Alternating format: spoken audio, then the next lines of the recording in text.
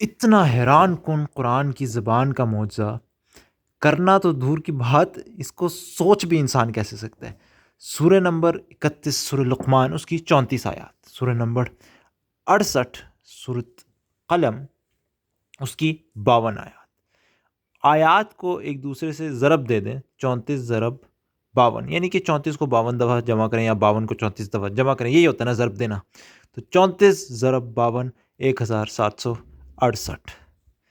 آپ سوچ سکتے ہیں کہ یہ لٹریچر ہے، ادب ہے، اس کے اندر کیا میتھمیٹی، یعنی قرآن ہمیں دنیا، مطلب اس کے اندر، قرآن کے اندر کیا کچھ نہیں ہے، آخرت کے بارے میں بتاتا ہے، دنیا کے بارے میں بتاتا ہے، کیسے زندگی جینی ہے، پچھلے انبیاء کی کہانی، ہر چیز چل رہی ہے۔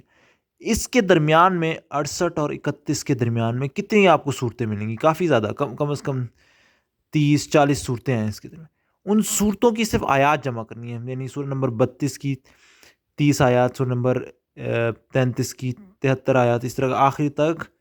اس سے بالکل جو پچھلی صورت تھی، صورت 67، اس کی ہیں 30 آیات، صرف ان صورتوں کی آیات آپ نے جمع کرنی، یعنی کہ سورہ نمبر 31 کی آخر سے لے کے سورہ نمبر 68 کے بالکل شروع سے پہلے تک، یعنی ان دونوں کے درمیان جو سینڈوچڈ ہیں صورتیں، آیات، وہ کل آیات ہیں سبحان اللہ 1768۔ کیسے ممکن تھا کہ اللہ تعالیٰ نے دو صورتیں ایسی رکھی ہوں جن کی آیات کو ضرب دیں، جو نمبر آئے گا اتنے ہی بیچ میں اللہ نے آیات رکھی؟ کیسے انسان سوچ بھی کیسے سکتا ہے ایسے؟